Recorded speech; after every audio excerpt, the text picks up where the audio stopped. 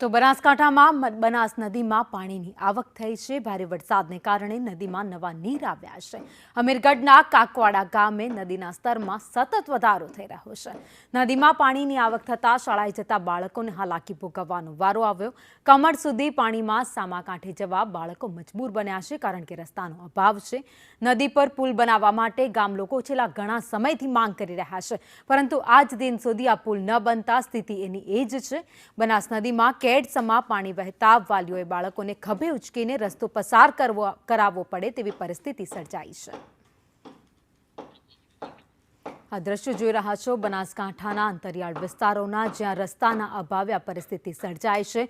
લોકોને ઘૂંટણસમા પાણી, કેડસમા પાણીમાંથી પસાર થવું છે। અહીંયા છેલ્લા ઘણા સમયથી માંગ છે સ્થાનિકોની કે પુલ બનાવવામાં આવે, પરંતુ અનેક રજૂઆતો બાદ પણ કોઈ જ આ વાતને સાંભળતું નથી અને આજે મજબૂરીએ નાના બાળકો છે, વિદ્યાર્થીઓ છે, પરિવાર તેમને મૂકવા જાય છે પાણીમાંથી અને મજબૂર થવું પડ્યું છે।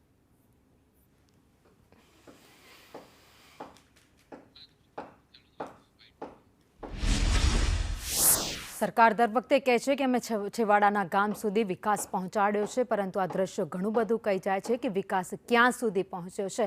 ગામડાઓ, છેવાડાના જેટલા પણ ગામ છે ત્યાં કોઈ જગ્યાએ નથી રસ્તા, નથી પુલ, અને જે સ્થાનિકો છે એ આ જ મુશ્કેલીનો સામનો જ્યારે વરસાદ આવે ત્યારે કરે છે। અનેક જગ્યાએ કાચા રસ્તા બનાવી દેવામાં આવે છે, તો કાચા રસ્તાનું ધોવાણ થઈ જાય છે વરસાદમાં। તો આ દ્રશ્યો તમે જોઈ રહ્યા છો જે બનાસકાંઠાના કાકવાડા ગામના છે, જ્યાં લોકો નદીના પાણીમાંથી પસાર થવા માટે મજબૂર છે। વિદ્યાર્થીઓને શાળાએ જવું છે, પરંતુ અહીંયા રસ્તાનો અભાવ છે અને એટલા માટે વિદ્યાર્થીઓ છે એ પાણીમાંથી પસાર થવા માટે મજબૂર છે। જો આ ઘટનામાં કોઈ તણાઈ જાય છે અથવા તો કોઈ દુર્ઘટના સર્જાય છે તો જવાબદાર કોણ, એવા પણ અહીંયા સવાલ થઈ રહ્યા છે।